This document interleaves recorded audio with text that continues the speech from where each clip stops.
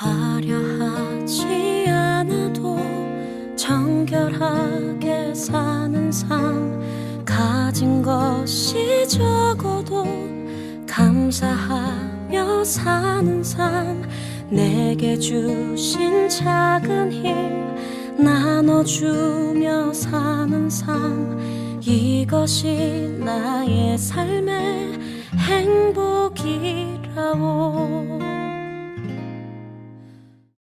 2월 20일 주일 예배 은혜의 자리에 함께 하시는 모든 여러분을 예수님의 이름으로 환영하고 축복합니다. 함께 기도 후에 예배 시작하도록 하겠습니다. 사랑과 은혜가 충만하신 하나님 아버지 감사합니다. 주의 사랑에 매인 발리수영교회 온 성도들이 하나님 아버지 앞에 나와 찬양과 예배를 올려드릴 수 있게 해주시니 감사합니다. 이 시간 우리 각자의 모습을 내려놓고 예수님의 마음을 품고 예수님의 시선으로 바라보며 예수님의 원하심이 무엇인지 고민하고 깨닫고 나아가는 예배가 되게 하옵소서. 하늘의 모든 영광 버리고 나를 위해 이 땅에 오신 그 사랑에 힘입어 우리도 서로 사랑하며 예수님 사랑을 온 세상에 전파하는 발리세움교회 되게 하옵소서. 오늘의 예배로 영광 받으실 예수님 이름으로 기도합니다. 아멘. 자, 이 시간 함께 내려놓음 찬양하시면서 정말 가사 속에서의 고백이 우리들의 고백이고 결단이 되기를 소망합니다. 함께 찬양하도록 하겠습니다. 나를 버리고 그의 길을 가는 것 세상 그 무엇보다 어려움 내려놓은 내 안에 예수 그분만 생각할 때 하늘의 그 손이 일하시네. 그분의 마음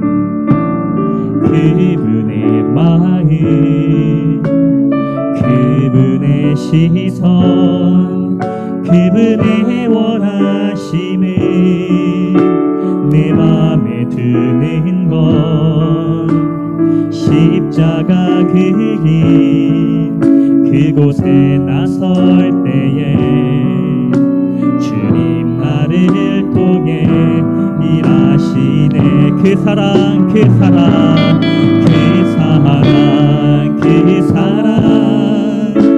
나를 살리신 그 사랑 하늘의 모든 영광 다 내려놓으신 내 삶도 그렇게 내려놓습니다.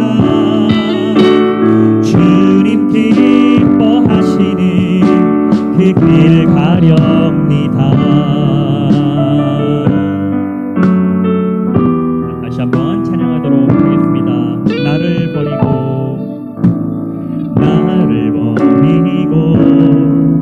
그의 길을 가는 것 세상 그 무엇보다 어려움 내려놓은 내 안에 예수 그분만 생각할 때 하늘의 그 손이 일하시네. 그분의 마음 그분의 시선 그분의 마음 그분의 시선 그분의 원하심을 내 맘에 드는 것 십자가 그 길 그곳에 나설 때에 주님 나를 통해 일하시네. 그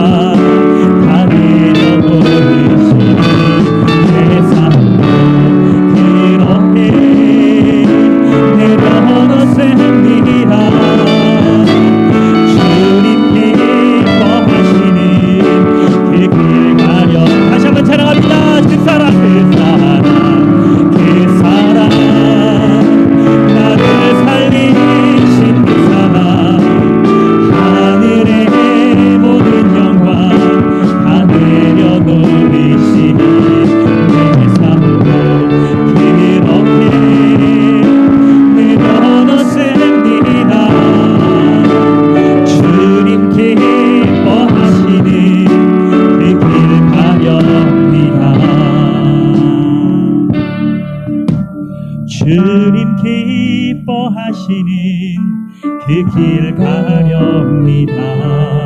아멘.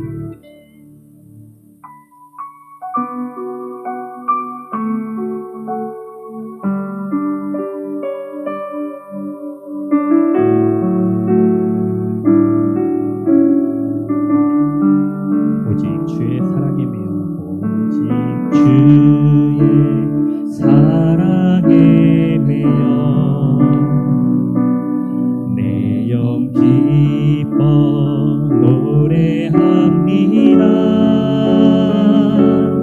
이 소망의 언덕 기쁨의 땅에서 주께 사랑 드립니다.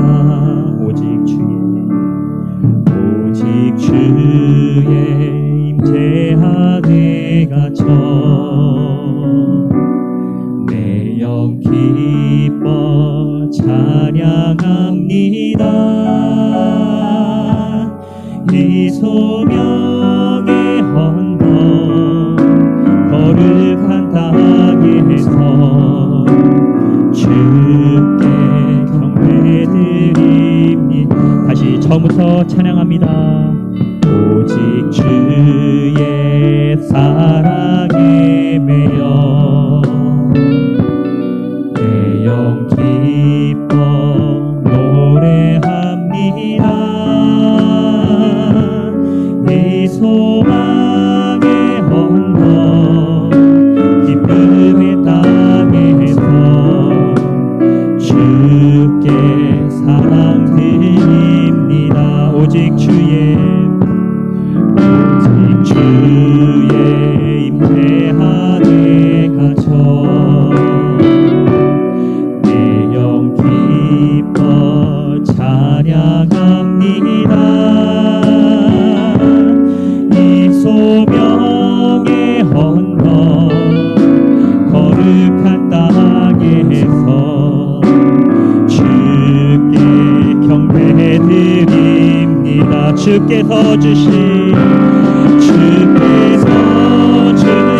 모든 은혜 나는 말할 수 없네.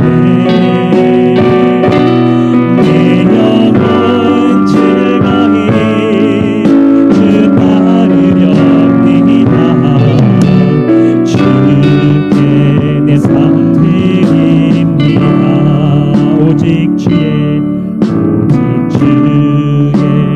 사랑에 매여 내 영 기뻐 노래합니다. 이 소망의 언덕 기쁨의 땅에서 주께 사랑 드립니다. 오직 주의 임재 안에 갇혀 내 영 기뻐 찬양합니다. 이 소명의 언덕 거룩한 땅에서 주께 경배드립니다. 주께서 주신 모든 은혜 나는 말할 수 없네. 내 영혼 즐거이 주 따르렵니다. 주께 내 삶들 주께서 주신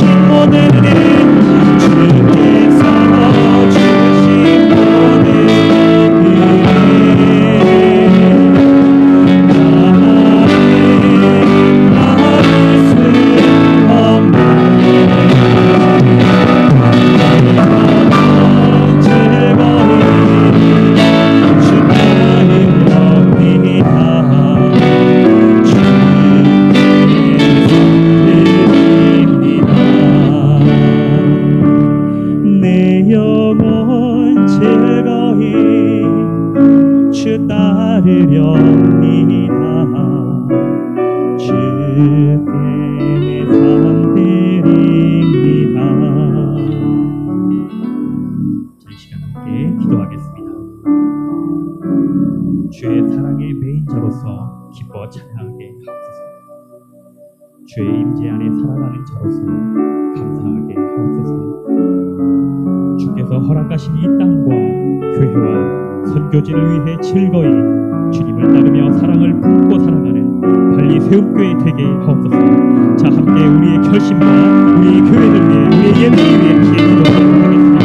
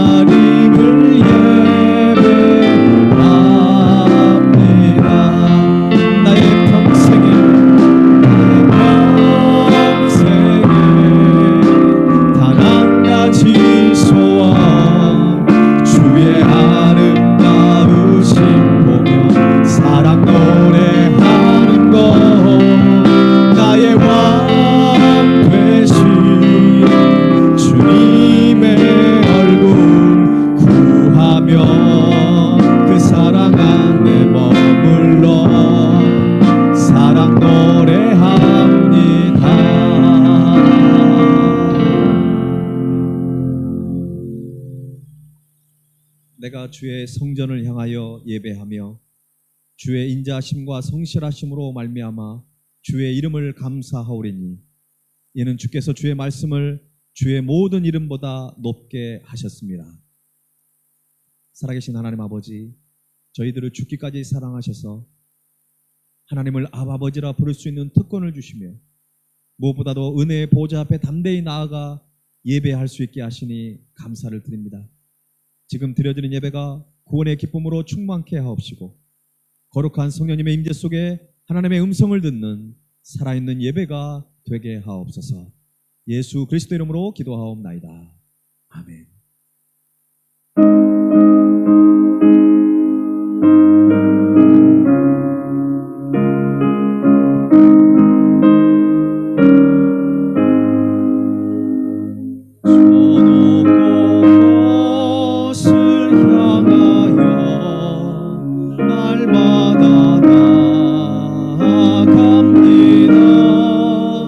내 뜻과 정성 모아서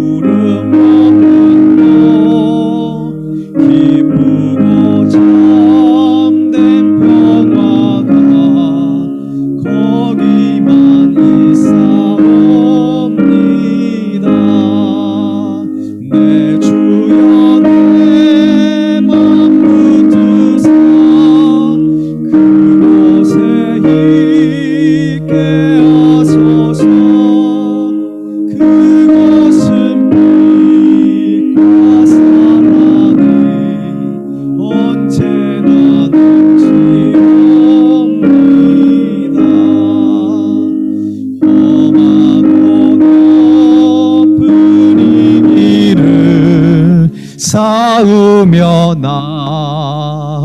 나아갑니다. 다시금 기도하오니 내 주여 인도하소서. 내 주여 내 맘 붙으사 그곳에 있게 하소서. 그것은 빛과 사랑이 언제나 넘치옵니다. 내 주를 따라 올라가 저 높은 곳에 우뚝 서 영원한 복락 누리며 즐거운 노래 부르리. 내 주여 내 맘 붙드사 그곳에 있게 하소서. 그것은 빛과 사랑이 언제나 넘치옵니다.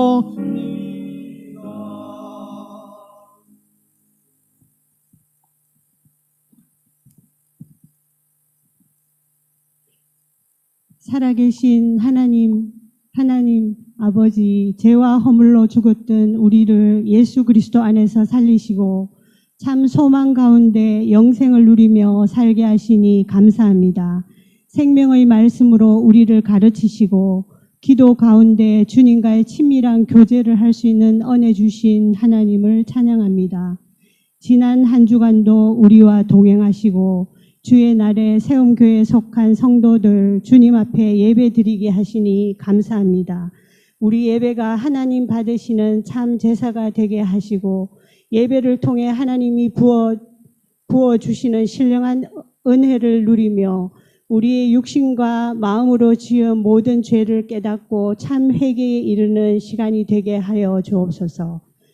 목회자들조차도 세속으로 달려가는 혼탁한 이 시대에 순수하고 겸손한 신앙으로 부지런하며 열심을 품고 주를 섬기는 담임 목사님 영육을 강건케 하시고 강단에서 선포되는 말씀이 모든 성도들의 삶 속에서 열매 맺게 하시며 선교 사역의 풍성한 결실로 하나님의 나라가 확장되게 하여 주옵소서.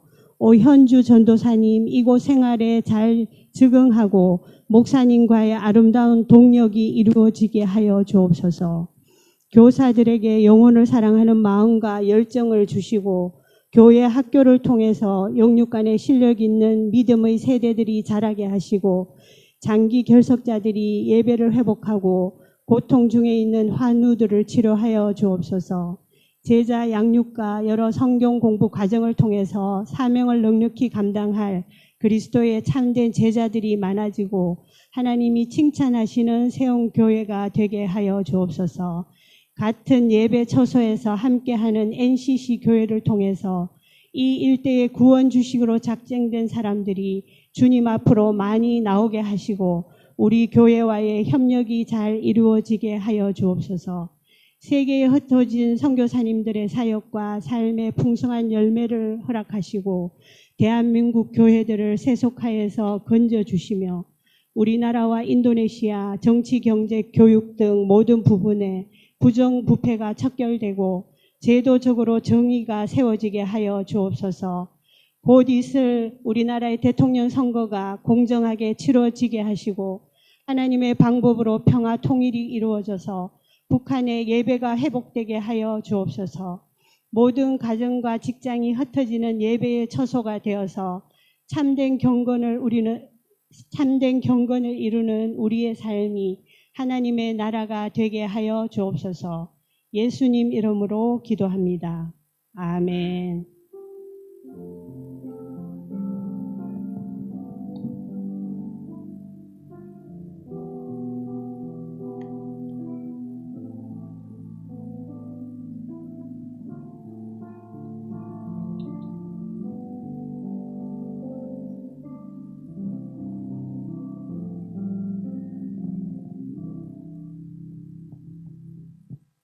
드린 예물을 하나님께 봉헌하겠습니다.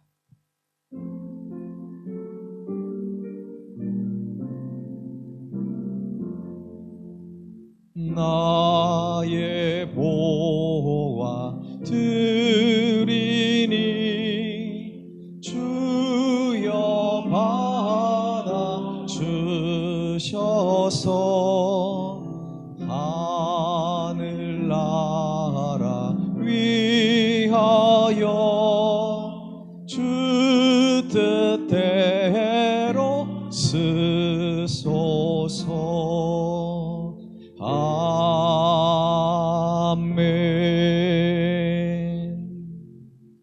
자비로우신 하나님 아버지, 우상에 빠졌던 저희들을 구원해 주셔서 하나님의 자녀로 살게 하여 주실 뿐만 아니라 천국의 소망을 가지고 살게 하시니 감사를 드립니다. 하지만 저희들은 여전히 하나님의 뜻과 마음을 헤아리지 못하고 이웃의 고통을 바라보기보다는 자신의 만족과 유익을 위해서 살아가려고 했던 어리석음을 용서하여 주옵소서. 오늘 예배를 통해 우리 연약함을 발견하고 주님께로 더 가까이 나아가 성령의 충만을 경험하는 귀한 예배가 되게 하옵소서. 올 한해 참된 경건을 이루는 일에 힘쓰는 그런 복된 한 해가 되기를 원합니다. 하나님, 우리 안에 있는 잘못된 경건, 헛된 믿음이 벗어지게 하시고 정말 우리 안에 있는 진정한 주님을 향한 그 신앙의 열정을 회복하는 그런 복된 한 해가 되게 하여 주옵소서. 오늘도 마음과 뜻과 정성을 다하여 주님께 귀한 예물을 구별하여 드립니다. 10의 1조와 감사의 물과 선교 헌금, 또 주일 헌금까지도 주님께서 기뻐 받아주셔서 이 예물이 쓰여지는 곳곳마다 잃어버린 영혼들을 구원하고 이 땅 가운데 하나님의 나라를 굳건히 세우는 일에 이 예물이 아름답게 쓰임받게 하여 주옵소서.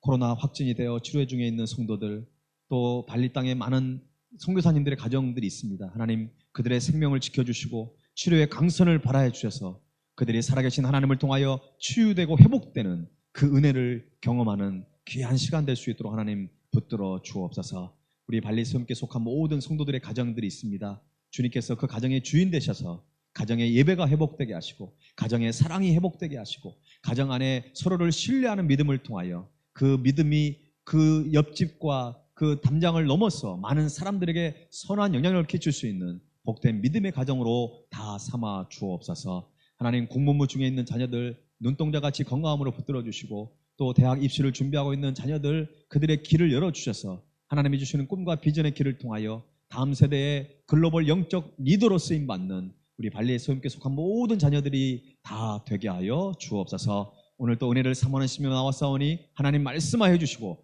그 말씀 앞에 우리가 아멘으로 화답하는 귀한 예배가 되게 하여 주옵소서. 예수 그리스도 이름으로 기도하옵나이다. 아멘. 할렐루야. 네, 오늘 이 축복의 찬양 우리 같이 들으면서 우리 서로를 축복하겠습니다. 사랑해요, 축복해요.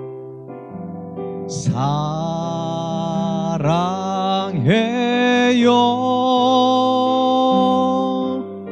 축복해.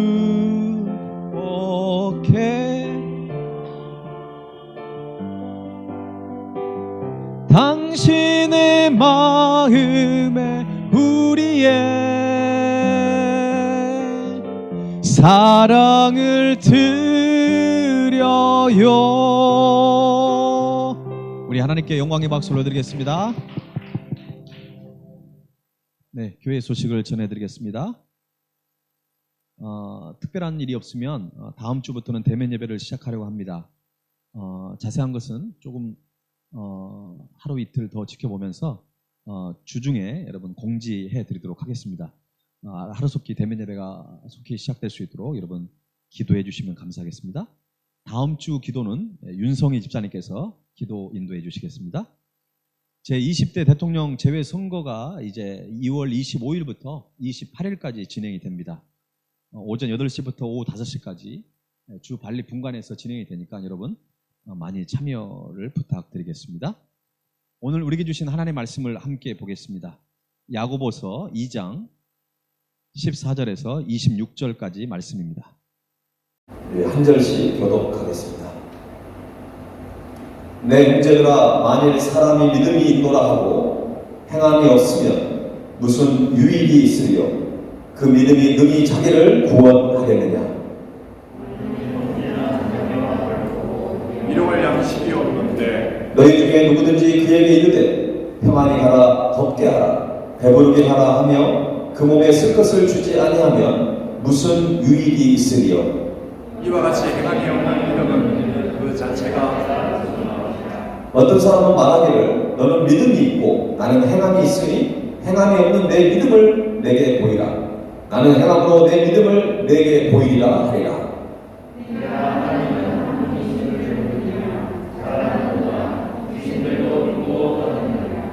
아, 허탄한 사람아, 행함이 없는 믿음이 헛것인 줄을 알고자 하느냐?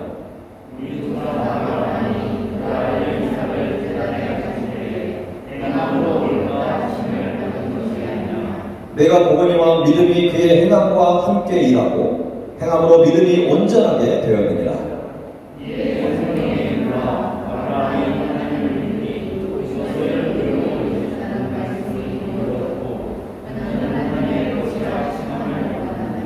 이로 보건대 사람이 행함으로 의롭다 하심을 받고 믿음으로만은 아니니라.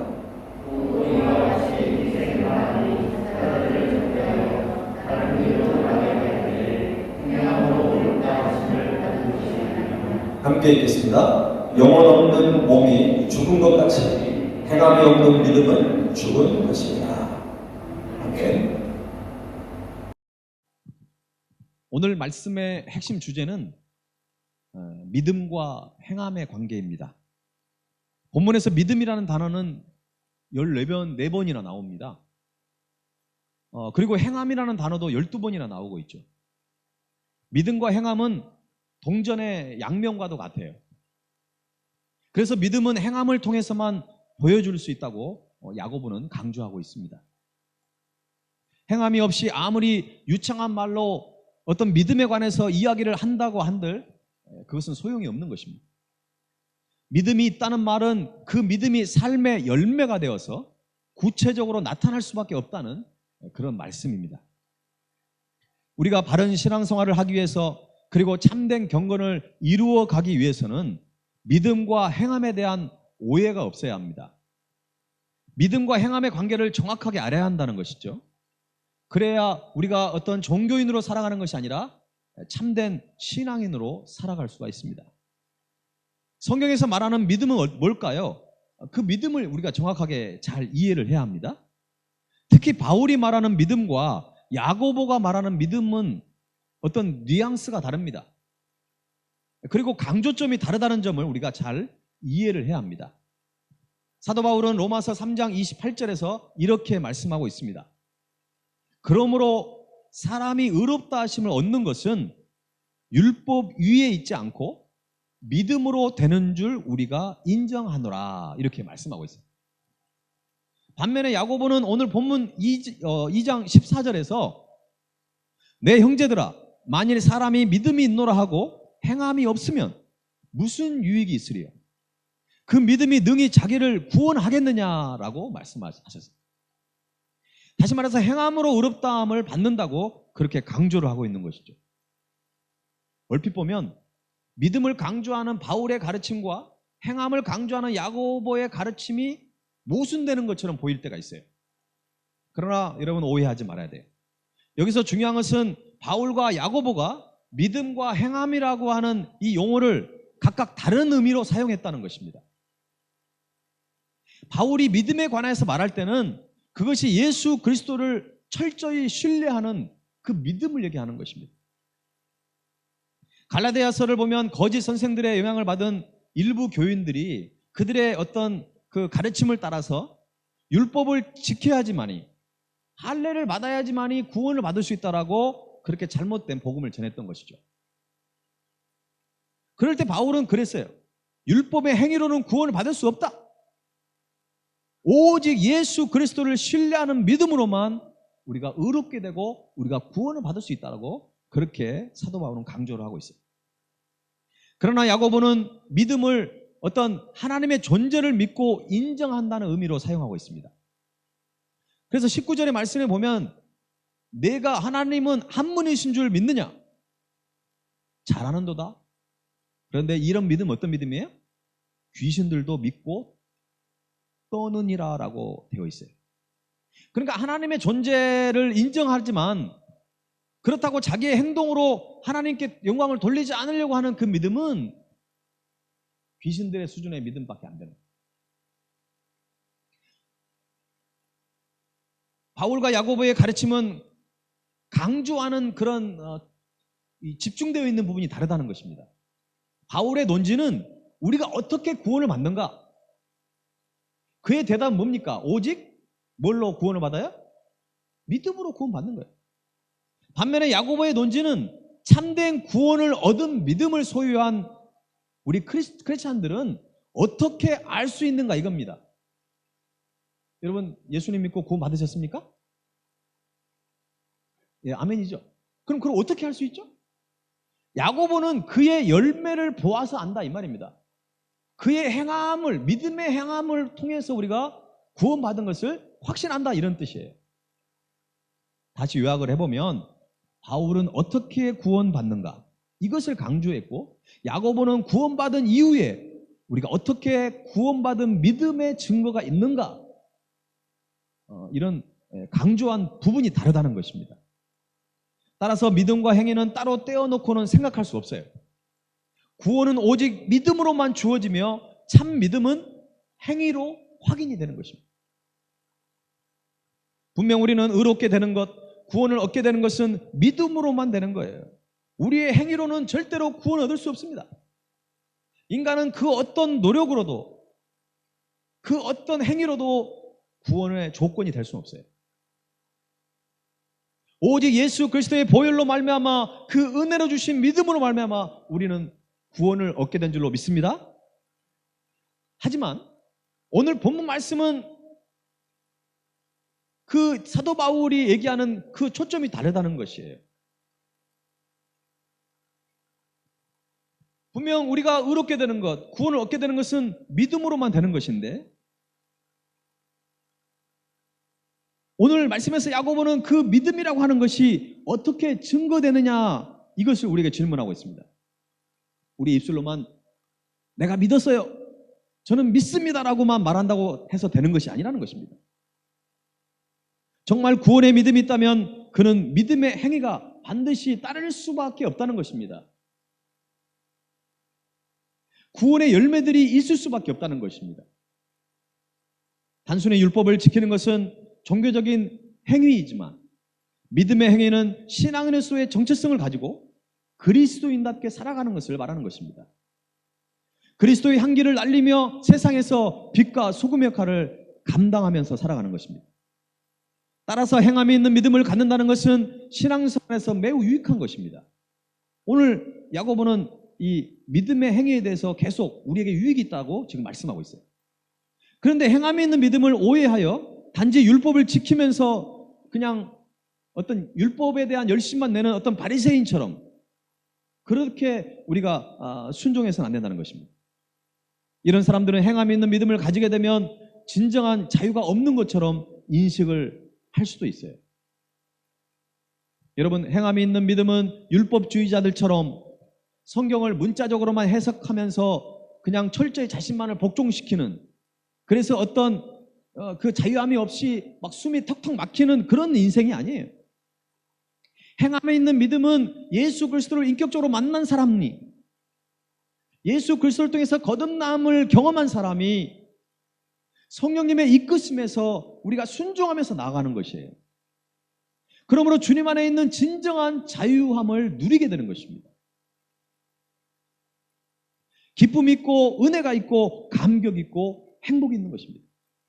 진리가 너희를 자유케 하리라고 하는 이 말씀이 내 삶에서 경험이 되는 것이에요. 이론이 아니라 실제적으로. 그래서 주님을 믿고 따르는 것이 내게 피곤한 인생이 아니라 그 안에 그냥 감격이 있고 기대감이 있고, 왜? 열매가 있잖아요. 막 열매가 있으니까 엄청난 그 안에 유익이 있는 것입니다. 여러분, 그러면 이제 우리가 행함에 있는 믿음은 우리에게 어떤 유익이 있을지 그 부분을 좀 우리가 살펴봤으면 좋겠습니다. 자, 첫 번째는 우리에게 어떤 유익이 있을까요? 우리의 믿음을 온전하게 하는 것입니다. 자, 22절 말씀을 한번 읽어보십시다. 22절 시작. 내가 보거니와 믿음이 그의 행함과 함께 일하고 행함으로 믿음이 온전하게 되었느니라. 야고보는 의롭다 함의 근거가 오직 행함에만 있는 것이 아니라는 것을 분명하게 제시해주고 있어요. 아브라함의 의롭다 함을 얻는 것은 오직 행함만이 아니라 성경에 뭐라고 되어 있어요? 믿음이 그의 행함과 어떻게 했다고요? 함께 일했다는 거예요. 할렐루야. 그러니까 자꾸 오해를 하는 거예요. 이런 걸 원리를 잘 알아야 되는데 믿음과 행함은 충돌되는 게 절대 아니에요. 함께 가는 거예요. 함께. 이걸 충돌된 것이라고 모순이라고 생각하면 신앙생활이 좀 잘못할 수가 있어요. 그러니까 믿음과 행함은 함께 가야 합니다. 그래야 건강한 신앙을 우리가 가질 수 있어요. 자, 이것은 믿음과 행함은 절대로 분리되어서는 안 된다는 것을 보여주고 있는 것입니다. 행함이 없는 믿음은 온전한 믿음이 아닌 죽은 믿음입니다. 반대로 믿음이 없는 행함은 올바른 행함이 아니에요. 이것은 자기의 의를 세우는 것일 뿐입니다. 결국 참 믿음은 아주 자연스럽게 행동이 따르게 되어 있다는 것을 우리에게 말씀해 주고 있어요. 그런 의미에서 우리의 믿음도 행함을 통해 어떻게 되는 것입니까? 온전케 되는 거예요. 한번 따라합시다. 행함을 통해, 다시 한번 따라해요. 믿음의 행함을 통해 우리의 믿음이 온전해집니다. 예, 우리의 믿음이 온전해지는 거예요. 어떤 사람은 믿음이 별로 없는데 굉장히 희생적인 사람이 있어요.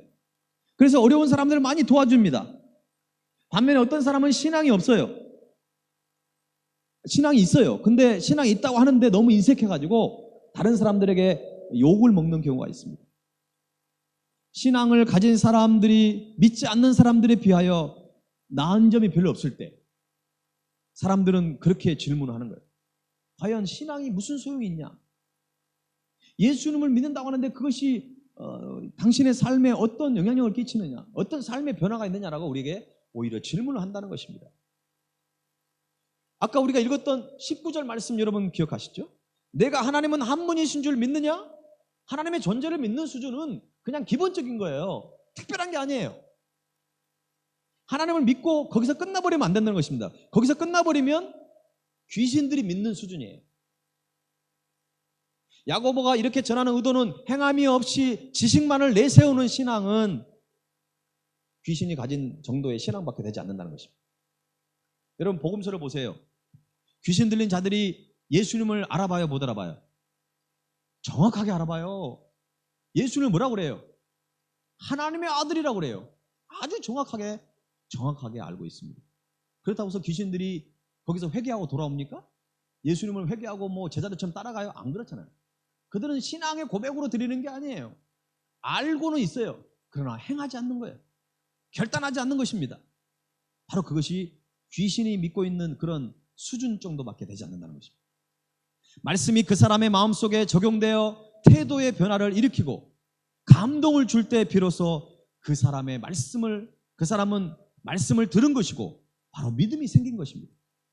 그가 단순히 설교를 들었거나 설교 내용을 잘 기억하고 있다고 해서 그 사람이 믿음이 좋다라고 말할 수 없어요.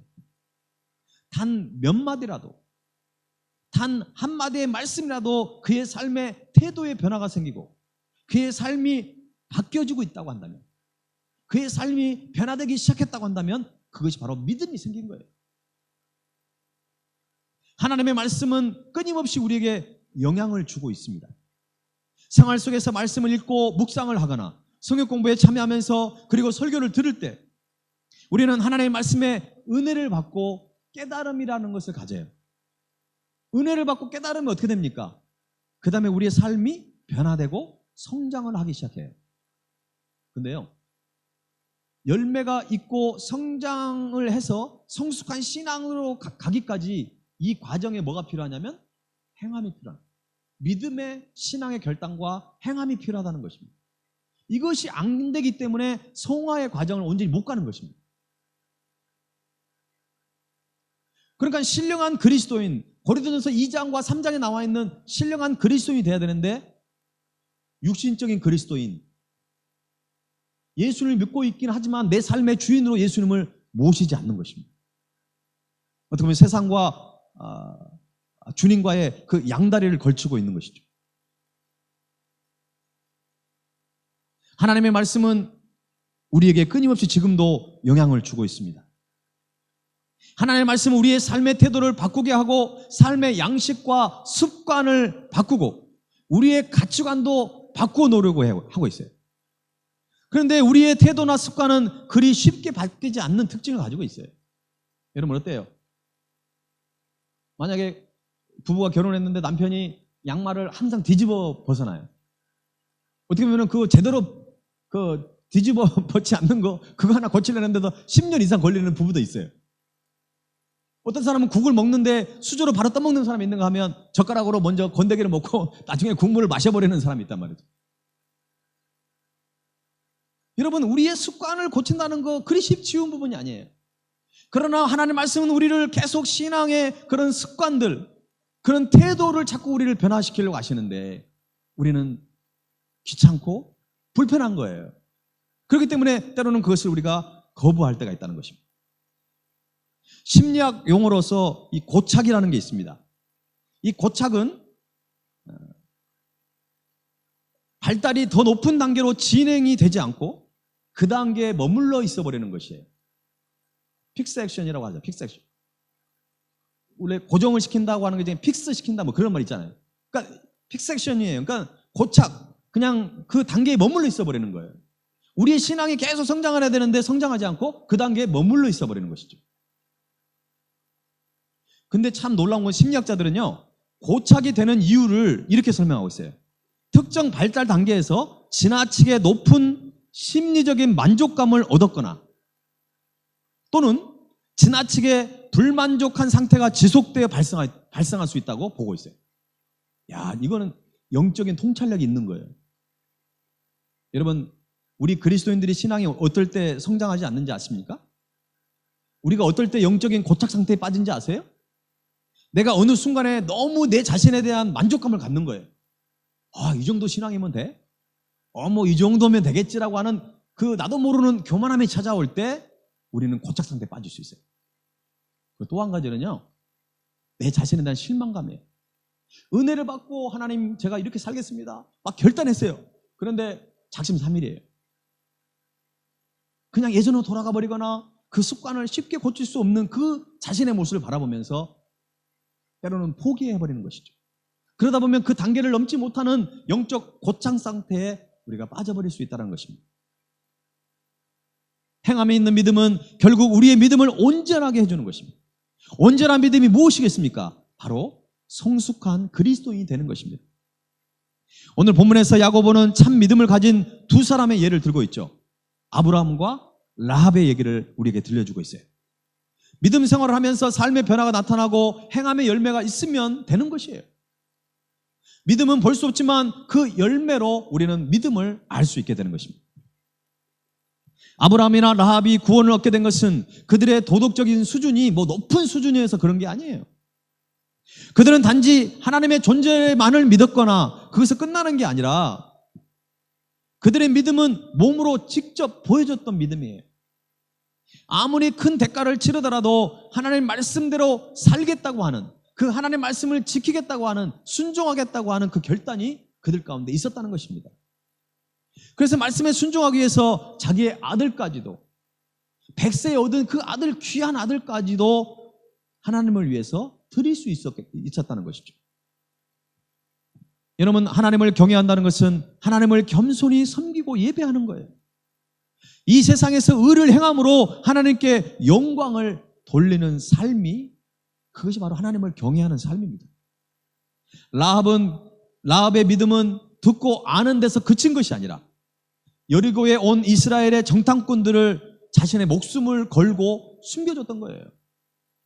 굉장한 결단과 행함이 있었던 것이죠. 라합은 그의 신앙 고백을 삶 속에 실천했고요. 이러한 용기 있는 행동으로 그는 또 그의 가족들이 다 구원을 받게 된 것입니다. 믿음은 단순한 지적인 동의가 아니라 결단으로 나타나야 합니다. 아브라함이나 라합은 행위로서 믿음을 온전케 하였습니다. 이렇듯 믿음이 삶의 현장에서 구체화될 때 그 믿음이 온전해진다는 것입니다. 예수님은 자기를 따르는 자들에게 뭐라고 그랬죠? 나만 믿으라 이렇게 하지 않았어요. 자기를 뭐 하라고요? 부인하고 자기를 부인하고 자기 십자가를 지고 주님을 따를 것을 우리에게 말씀하고 있어요. 그게 뭐예요? 믿음의 행위를 가지라는 거예요. 믿음의 삶을 결단하는 것이 있어야지만이 진정한 예수님의 제자의 삶을 우리는 살아갈 수 있다는 것입니다. 나의 믿음을 나타내기 위해서 나의 것을 실제로 포기하거나 버릴 수 있을까요? 아브라함이 이삭을 바쳤을 때 하나님께서는 그를 어떻게 불렀는지 아십니까? 아주 놀라운 말씀을 한번 읽어봅시다. 자, 23절 말씀 한번 읽어봅시다. 시작. 이에 성경에 이른바 아브라함이 하나님을 믿으니 이것을 의로 여기셨다는 말씀이 이루어졌고 그는 하나님의 벗이라 칭함을 받았느니. 할렐루야. 여러분, 이 말씀 여러분 잘 기억하고 있습니까? 하나님을 믿으니 그것을 의로 여기셨다는 말씀 여러분 다 알고 있을 거예요. 근데 여기에 놀라운 말씀이 있어요. 아브라함이 하나님을 믿어서 의로 여기실 뿐만 아니라 그가 이삭을 하나님께 드리는 그 믿음의 행위를 통해서 그는 하나님의 벗이라고, 하나님의 친구라고 불림받았다는 거예요. 와, 이것보다 더 좋은 칭찬이 어디 있겠어요? 만일 여러분이 하나님 앞에 하나님이 주영아 너는 나의 친구야 이런 말을 했다고 생각해보세요. 이야, 이게 최고야, 최고. 하나님이 아무에게나 그렇게 부르지 않아요. 바라기는 저와 여러분이 아브라함처럼 행함이 있는 믿음, 결단하는 믿음을 통해서 온전한 믿음을 가질 수 있기를 바라고요. 그래서 하나님으로부터 정말 친구라고 벗이라고 칭함받을 수 있는 그 놀라운 은혜를 저와 여러분이 다 누릴 수 있기를 주님의 이름으로 간절히 축원합니다. 행함이 있는 믿음은 우리에게 어떤 유익이 있습니까? 이제 하나만 더 말씀드리려고 해요. 그건 바로 하나님의 나라를 이루어 간다는 것입니다. 어떤 사람들은 겉으로 보기에 믿음이 전혀 문제가 없는 것 같습니다. 믿음 생활 기간도 오래되고 행동도 점잖고 신앙적인 지식도 다른 사람에 비해서 손색이 없어요. 그런데 주님을 위하여 무엇을 해보겠다는 열정이 없는 것입니다. 다른 영혼에 대한 관심이 별로 없어요. 마치 사랑이 식어버린 부부처럼 어떤 그 권태기를 보내는 것처럼 영적인 권태기를 보내는 분들이 있다는 것입니다. 이럴 때 이 사람의 믿음을 우리는 어떻게 봐야 할 것입니까? 믿음이 있다고 주장하는 것은 하나님에 대해서 말하는 것으로 그치지 않고 믿음의 행동을 반드시 동반해야 합니다. 믿음은 하나님의 은혜의 통로입니다. 그 은혜는 반드시 밖으로 흘러가야 돼요. 그러니까 하나님의 은혜를 우리가 받고 그것이 내 삶의 믿음의 행위로 나타났을 때 그것이 믿음이 흘러가는 것입니다. 근데 행하지 않으면 그 믿음이, 그 은혜가 나에게서 머물러 있는 것입니다. 고린도후서 4장 15절에 이런 말씀이 있어요. 자, 읽어볼까요? 시작. 이는 모든 것이 너희를 위함이니 많은 사람의 감사로 말미암아 은혜가 더하여 넘쳐서 하나님께 영광을 돌리게 하려 함이라. 하나님의 은혜가 우리에게 넘쳐야 돼요. 주일날 여러분 은혜를 많이 받으셔야 돼요. 막 넘쳐 흘러가야 되는 것이죠. 그냥 은혜가 바닥에 있거나 은혜를 전혀 누리지 못한 상태에서 답답한 인상을 쓰고 교회 왔는데 또 인상을 쓰고 밖을 나가면 안 돼요. 때로는 한숨이 나오고 답답하고 미래의 불확실 때문에 불안함을 가지고 왔지만 예배를 드리고 나니까 내 인생은 하나님께 달려있구나. 그래 주님이 나와 함께 할 거야. 이제 믿음의 행위를 가지고 세상을 향해 나아가자라고 하는 담대한 마음을 가지고 우리가 저 문을 나서야 되지 않겠습니까? 하나님은 우리가 예수 그리스도를 통해서 구원받는 것만으로만 만족하시지 않는 분이에요. 여러분은 혹시 여러분 자신에게 나는 예수님 믿고 구원받았어. 나는 천국 갈 수 있을 거야. 이제 난 됐어. 여러분 그렇게 생각한다면 하나님 앞에 갔을 때 우리는 상급이 없을 수도 있어요. 내가 구원받는 건 너무 당연한 것이에요. 이제 구원받는 자답게 믿음의 행위, 신앙의 행위를 통해서 우리가 세상에서 받은 은혜를 그냥 세상에 흘러 넘칠 수 있도록 우리가 그런 삶을 살아가야 한다는 것입니다. 주님은 다메섹 도상에서 바울을 만나시고 그를 이방인의 사도로 삼으셔서 바울을 통하여 이방인들에게 그 어두움에 빠져있는 영혼들에게 생명의 빛을, 구원의 빛을 비추기를 원하셨다는 것입니다. 결국 바울은 고난과 수고를 통하여 많은 영혼들이 구원을 받게 되었고 그들이 하나님께 감사와 영광을 돌리게 되었다는 것입니다. 바울이 역경에도 불구하고 복음을 전하는 목적은 하나님의 은혜가 더 많은 사람에게 넘쳐 흘러서 그들도 구원받고 그들도 하나님께 영광을 돌리는 그런 삶을 살 수 있는 그런 계기를 만들고자 한 것입니다. 받은 은혜를 품고만 있다면 그것은 이기적인 모습이에요. 말만 앞세워서 결코 하나님을 기쁘시게 할 수 없습니다. 이제 구원은 우리의 믿음의 행위로 증거되어야 한다는 것입니다. 어떤 교회에서 연세가 드신 장로님이 계셨는데 신장 기능을 다 잃어버렸어요. 그래도 어쩔 수 없이 건강한 사람의 신장을 이식을 받아야 된다고 합니다. 주일날 목사님이 이제 강대상에서 성도들에게 설명을 합니다. 우리 교회에 어떤 장로님이 계시는데 그 장로님이 너무나 몸이 약해서 신장 이식 수술을 받아야 되는데 이것을 어떻게 합니까? 여러분 가운데 신장 이식 수술을 여러분 도와줄 분이 있습니까? 라고 물어봤어요. 그런데 놀랍게도 잠시 후에 곳곳에서 손을 드는 거예요. 자기가 이식 수술을 하겠다고. 그러니까 나중에 보니까는 너무나 놀라운 거는 대부분의 성도들이 손을 다 들었어요. 목사님은 너무나도 감격했어요. 그러면서 이렇게 말씀하셨어요. 여러분 참으로 감격스럽습니다. 이처럼 장로님을 사랑하는 사람이 많다는 것에 놀랐습니다. 그러나 신장은 한 사람이면 되니까 이런 상황에서 어느 한 사람을 지적하는 것은 참 어려운 거니까 내가 지금 오리털 하나를 날릴 테니까 이 오리털이 떨어지는 그 사람에게 그 사람이 신장을 이식해 주는 걸 합시다 라고 이제 그 목사님이 얘기를 했어요. 그러면서 우리 함께 기도합시다 라고 했는데 기도를 하기 시작했고 오리털을 목사님이 불어가지고 이제 회중석에 날아가고 있는데 참 희한한 것은 좀 전에 다 손을 들었는데 기도를 하면서 그 깃털이 자기에게 날아오면 갑자기 주여 하면서 깃털을 다른 쪽으로 또 가니까 그쪽에서는 또 할렐루야 하면서 갑자기 막 입에서 바람을 내면서 결국 그 깃털이 사람에게 떨어지지 않고 엉뚱한 데 떨어졌다고 합니다. 이 이야기가 실화인지는 모르겠지만 행함이 없는 믿음이 어떤 것인지를 우리에게 보여주고 있습니다. 행함이 없는 믿음은 절대 세상을 변화시킬 수 없어요. 아무리 많은 지식도 뜨거운 눈물로 기도하며 아름다운 말들을 할지라도 구체적으로 행동하지 않는다면 그것은 오늘 야고보 사도는 죽은 믿음이라고 우리에게 말하고 있습니다. 단 한 절의 말씀일지라도 그것에 순종하고 따를 때, 행동할 때, 내 삶에 실천할 때 그 믿음이 진정한 살아있는 믿음이라는 것입니다. 세례 요한이 뭐라고 그러겠습니까? 세례받고 회개했으면 회개에 합당한 열매를 맺으라는 것입니다. 회개에 합당한 열매가 뭡니까? 우리가 회개한 사람처럼 이제 다시 돌아가지 말라는 것이에요. 내가 진리의 길을 걸어가서 진리의 열매를 맺으라는 것입니다. 그렇게 행동하라는 거예요. 삶에 적용하라는 것입니다. 예수님은 너희 선한 행실을 나타내요 그랬잖아요. 나타내요. 나타내는 게 뭐예요? 믿음의 행동을 하라는 것입니다. 용기를 가지고 하라는 것입니다. 그렇게 하면서 뭐라고요? 하나님께 영광을 돌리라고 예수님은 여러 번 강조를 하셨어요. 행함이 있는 믿음은 자신의 믿음을 온전케 할 뿐만 아니라 다른 사람을 행복하게 만드는 것입니다. 그리고 믿음의 행위를 통해 복음이 세상으로 흘러가게 되는 것이에요. 그래서 여러분 우리가 믿음의 행동, 행함이 있는 걸 갖는 것은 내 자신에게 국한된 게 아니에요.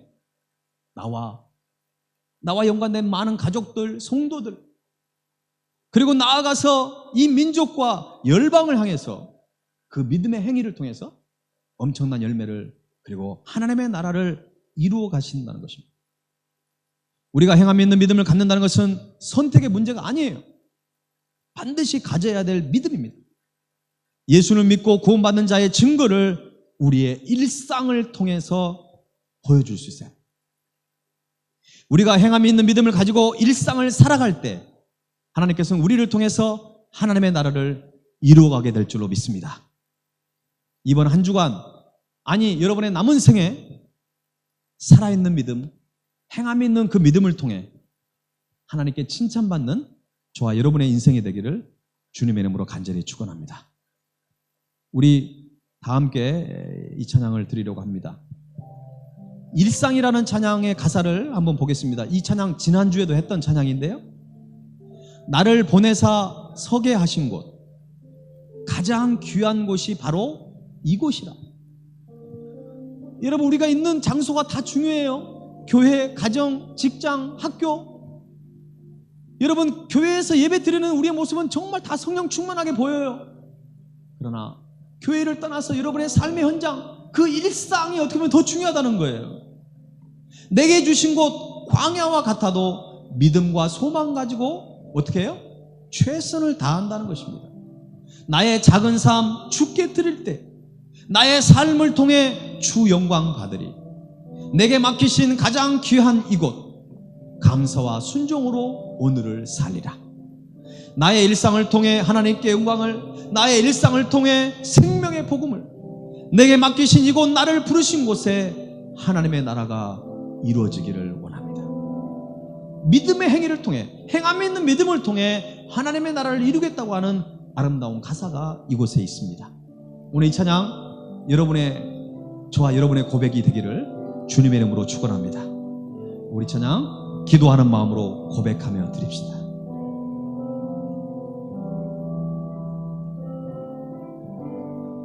나를 보내사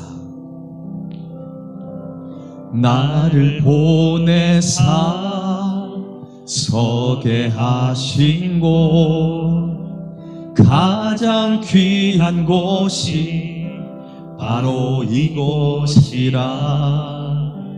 내게 주신 곳 광야와 같아도 믿음과 소망 가지고 최선을 다하리. 나의 작은 삶 주께 드릴 때 나의 삶을 통해 주 영광 받으리. 내게 맡기신 가장 귀한 이곳 감사와 순종으로 오늘을 살리라.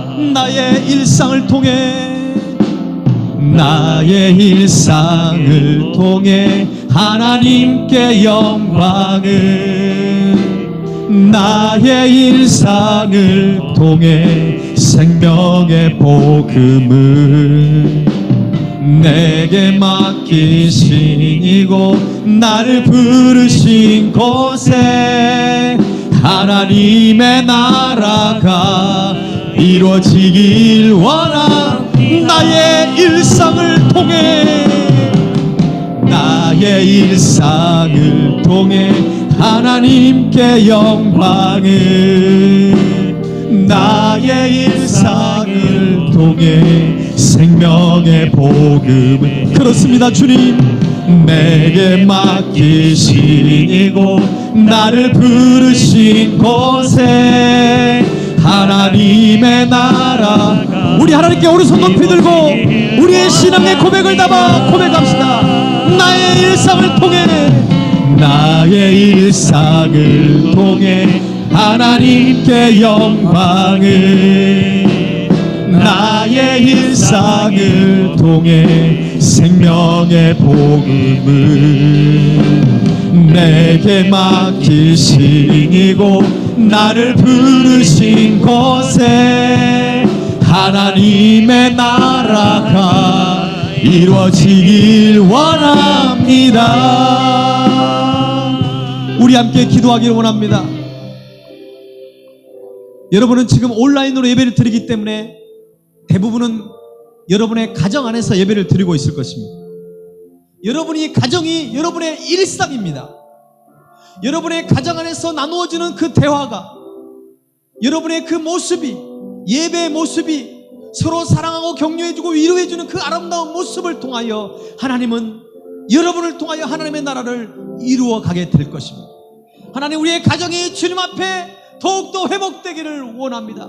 믿음의 가정이 되기를 뿐 원하는 것이 아니라 믿음의 가정을 넘어서 행함이 있는 가정이 되기를 원합니다. 행함이 있는 그 가정, 열매로 풍성해져서 우리의 가정을 통해 수많은 가정이 주님께 돌아오는 복음의 통로로 우리 가정을 사용해 달라고 이 시간 우리 주님 앞에 전심으로 기도하겠습니다. 주여 하나님, 우리의 가정이 주님 앞에 회복되기를 원합니다. 우리의 가정이 주님이 기뻐하시는 가정이 되기를 원합니다. 우리의 가정이 주님의 사랑으로 하나 되는 가정 되기를 원합니다. 우리의 가정이 믿음 안에 세워지는 가정이 되기를 원합니다. 우리의 가정의 예배가 회복되기를 원합니다. 우리의 가정을 통하여 수많은 영혼들을 주님께 인도하는 일에 쓰임받는 복된 가정이 되기를 원합니다. 사랑하는 우리의 자녀들을 통하여, 사랑하는 우리의 부모님을 통하여, 우리의 형제 자매를 통하여, 우리의 남편과 아내를 통하여 놀라운 하나님의 나라가 임하기를 원합니다. 하나님 아버지 붙잡아 주시고 하나님 아버지 우리를 사용하여 주옵소서. 우리 가정을 통하여, 우리의 모든 형제 자매를 통하여 놀라운 하나님의 나라 역사가 임하게 하여 주시옵소서. 을 통해 하나님께 영광을, 나의 일상을 통해 생명의 복음을 내게 맡기시고 나를 부르신 곳에 하나님의 나라가 이루어지길 원합니. 나의 일상을 통해, 나의 일상을 통해 하나님께 영광을, 나의 일상을 통해 생명의 복음을 내게 맡기시고 나를 부르신 곳에 하나님의 나라가 이루어지길 원합니다.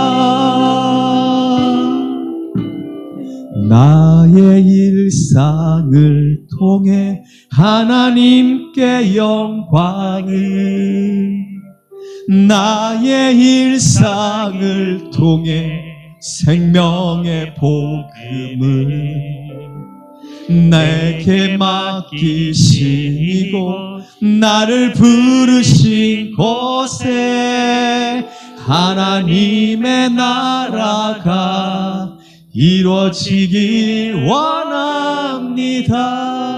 하나님의 나라가, 하나님의 나라가, 한 번 더, 하나님의 한 번 더, 하나님의 나라가 이루어지길 원합니다.